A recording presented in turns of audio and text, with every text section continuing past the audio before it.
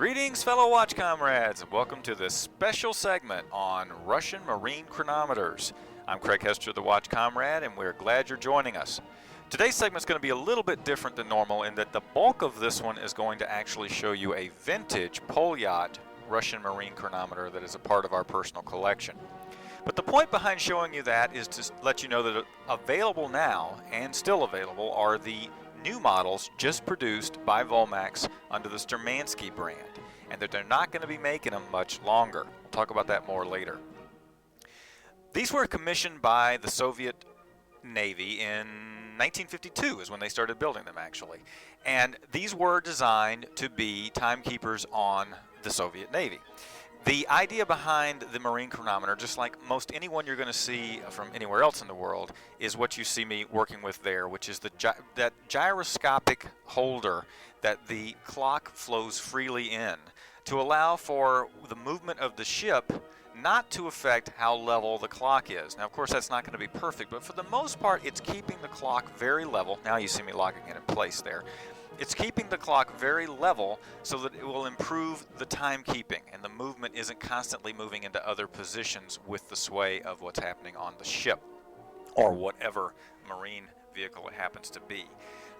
Now, keep in mind in 1952 when these first started being built, and for many, many, many years after that, it was before the advent of quartz technology or any electronic timekeeping. So this really was the way that they kept time on a Navy ship. They would also have other deck watches and ways that they would compare time to one another to come up with the best possible average in order to have the best, most accurate timekeeping they could. There again, you see it swinging in the brass encasement, which is a gyroscopic holder. Now, as I mentioned earlier, the new ones of these are actually coming to the end of their run. The gentleman you see there, first of all, I want to apologize for the blurriness in this particular segment. I actually didn't shoot this myself, and I do apologize for that, but I wanted you to see the idea. The gentleman there is the only watchmaker at Volmax that still builds these clocks, and he's coming up on retirement. For that reason and a number of others, the fact that it continues to become more and more expensive to keep the machining and tools that are used to build these clocks, it becomes more and more expensive every year to keep that machining and tools operable, and the fact that this watchmaker is retiring, they have decided they're going to no longer produce these marine chronometers.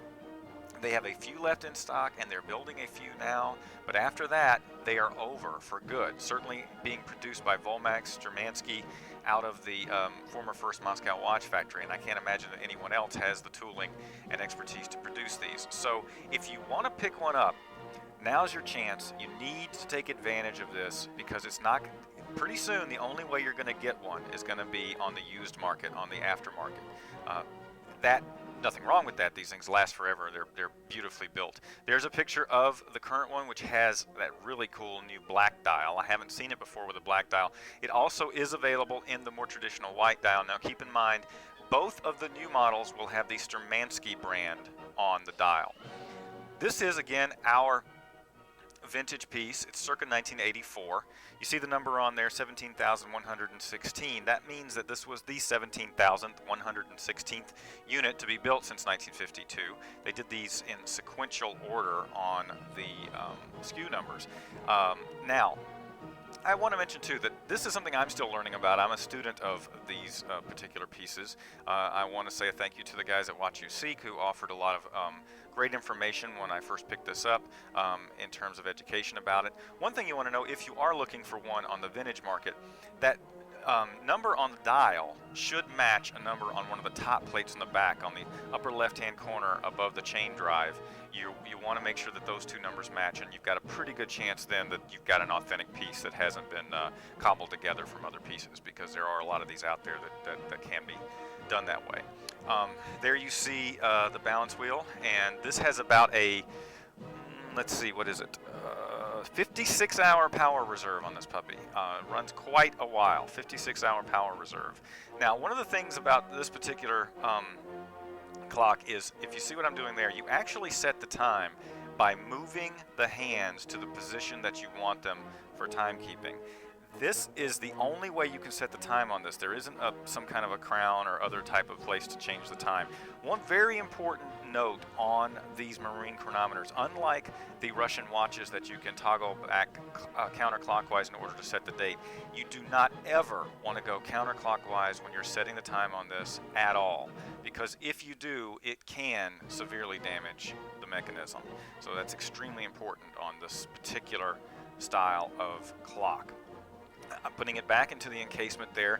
You can see that over there on the left-hand side is the very thick cover crystal that you can screw on and off, and then you place it back in the box. The dimensions of the box, there's an internal case, which is all we have for our vintage one. Unfortunately, the external case probably has long been gone for this one.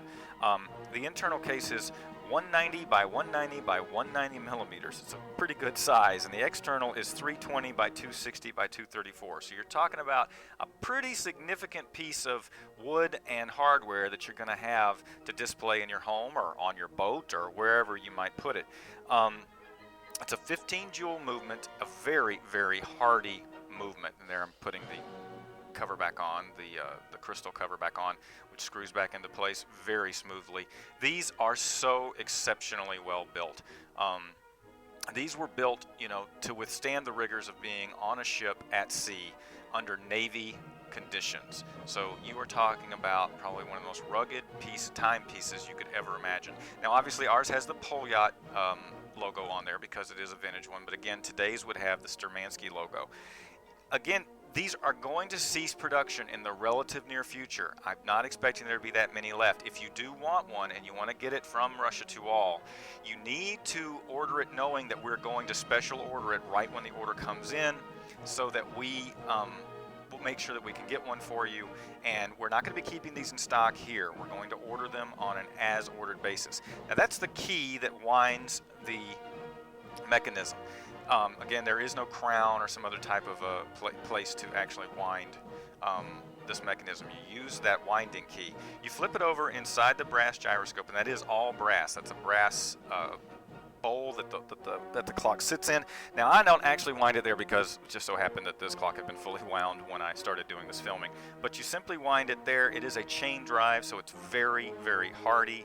And you set the time, again, by unscrewing the crystal cover off of the bowl, and set the time by moving the hands around. So if you're interested in one of these, you need to check it out on RussiaToAll.com, and don't miss your opportunity to get one because they're not going to be around much longer. I'm Craig Hester, the Watch Comrade, and as always,